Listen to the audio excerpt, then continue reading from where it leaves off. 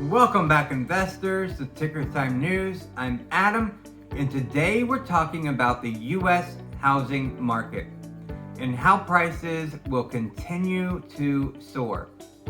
We're going to talk about the data that just came in, what President Biden just said about the 1031 exchange rule that will completely blow up the housing market, and what buyers and sellers are doing right now in this market. Let's start with the data first. The S&P CoreLogic 20 City Home Price Index in the US jumped 11.9% year over year in February of 2021. Following an 11.1% growth in January, slightly above expectations of 11.7%. It is the biggest increase since March of 2014, as buyers continue to move from urban apartments to suburban homes and accelerate purchases planned over the next several years, with Phoenix at 17.4%, San Diego at 17%, and Seattle at 15.4%. They continue to report the highest gains. Considering the entire 9 U.S. Census divisions, house prices increased 12%. And to make matters a little worse, President Biden just came out with a new proposed change to the 1031 tax exchange rule. A 1031 exchange is a swap of one investment property for another that allows capital gains taxes to be deferred. The new proposal would place a limit of $500,000. That means investment real estate companies who normally buy multifamily homes, they sell it in 5 years for a $10 million gain. With the 1031 exchange rule, they could take those gains and put it into another property.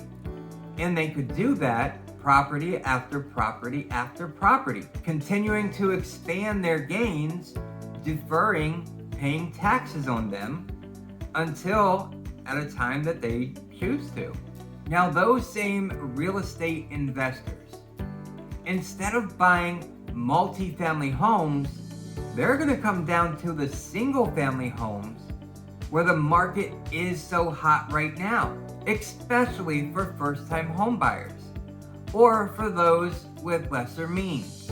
What some in the middle class do is they buy their single family home, maybe they buy a second home, they rent that second home out. Then after a few years, they trade up houses. And with the 1031, they just roll their gains over. And then when they pass away, they leave the home with all the gains to their children.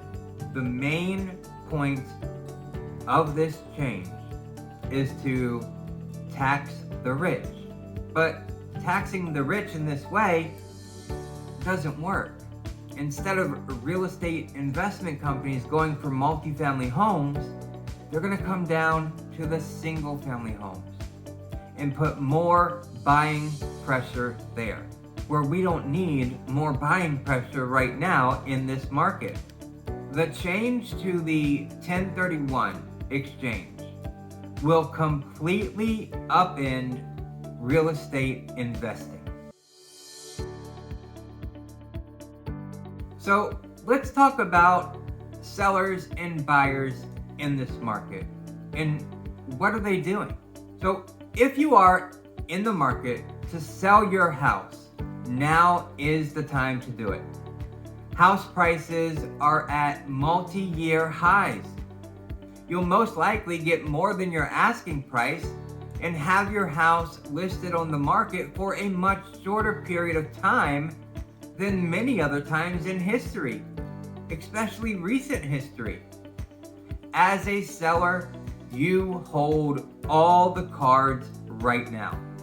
However, if you are in the market as a buyer, you're paying a premium on that house. And that premium could come back and cost you down the road. Remember the 2008 financial crisis? Well, that was caused due to people buying homes bigger than they could afford. And we had a liquidity crisis. The market right now isn't short on liquidity, but people buying houses that are more expensive than they can afford could come around and cause a similar situation to 2008. And I don't want anyone upside down or in the water on their home. It's the place you live. It's where you build your memories with your family and friends. It would almost be better if you could wait until prices cool off, or better yet, pull back some. In the housing market, like the stock market, prices do not go up forever. At some point, prices do pull back, creating a buying opportunity. In the housing market, the pullback in price could save you tens of thousands of dollars.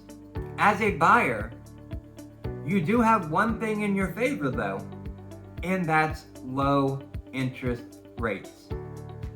Look, I understand if you have to move in a market like this. Heck, I'm in that situation myself. You just need to look closely at all of your options. And you may need to do a little thinking outside the box when it comes to buying in a market as hot as this one. And I know this question comes up quite a bit. I briefly touched on it. What about the 2008 crisis? Is this market headed for the same fate? Well, not exactly. See, in 2008, we had a liquidity crisis. And today, we don't have a liquidity problem. We have a supply and demand problem. Houses are not being built fast enough. So what should throw cold water on the housing market? Here's two quick ideas. One thing would be inventory levels meeting demand. Building houses faster to meet demand would help to, at the very least, level off house prices. And there is a small sign that inventory will start to catch up with demand as building permits are up 14% this year. Another thing is interest rates. If interest rates rise by just 1%, house prices will fall by 10%. Don't count on interest rates going up anytime soon.